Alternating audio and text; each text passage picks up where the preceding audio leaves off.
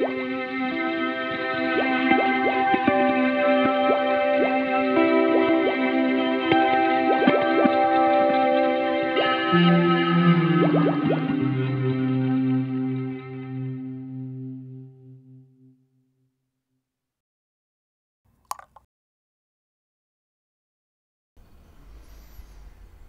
veure, tot això té una explicació no només racional, sinó també artística. Estan cometent un greu error, mantenint-me aquí. Ja entenc que per vostès tractar JLC, l'únic cineasta català que ha triomfat a Cannes, doncs deu ser molt tentador, no? Però és que no hi ha res a tractar, tot forma part de la meva evolució com a artista.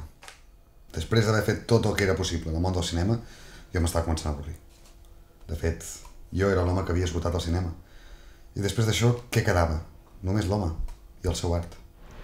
Sé que entendre-ho et requerirà un gran esforç, però ho has d'intentar. M'estic convertint en una obra d'art.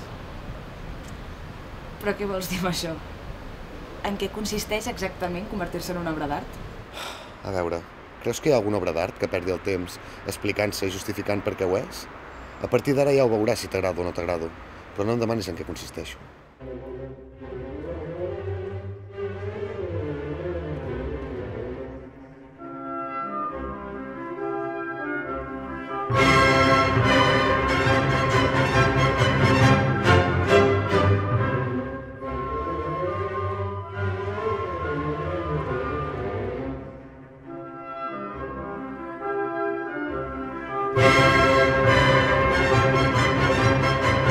I clar, com a gran cineasta, el meu jo obra d'art havia de tenir llibertat total per utilitzar el temps narratiu com millor li convingués.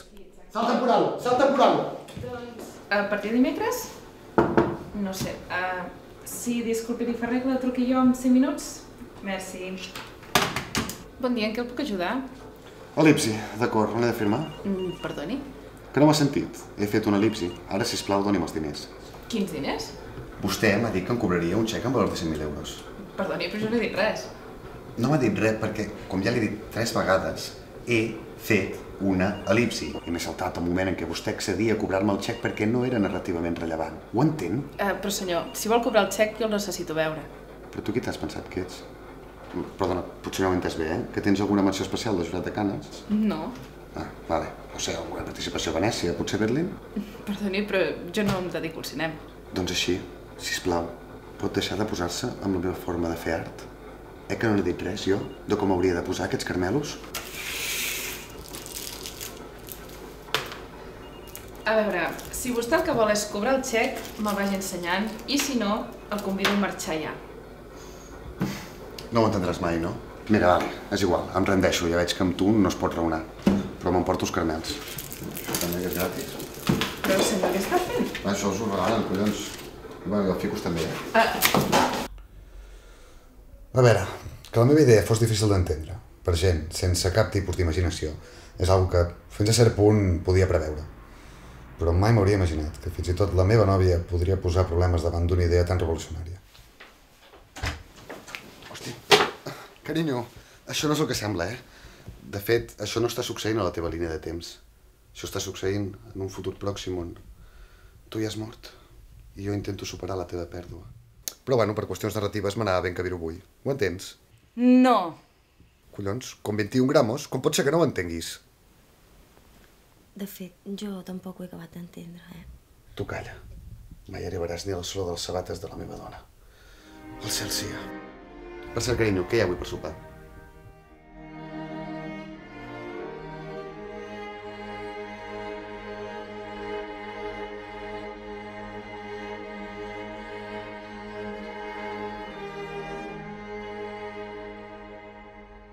La narrativa no lineal es va apoderar de la meva vida. Cada cop em costava més controlar uns salts que es tornaven més extrems. El meu jo, obra d'art, havia perdut tot aspecte racional.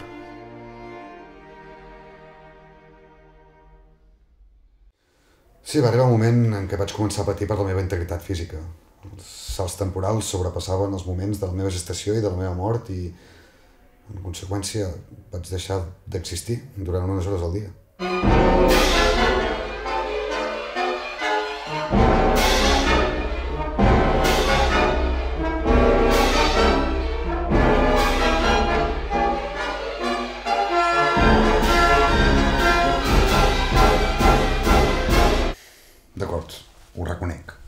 Potser em vaig equivocar i potser vaig anar una mica massa lluny, però això no és motiu suficient perquè em treguin el carnet de conduir i ara a sobre consideren que no estic mentalment estable.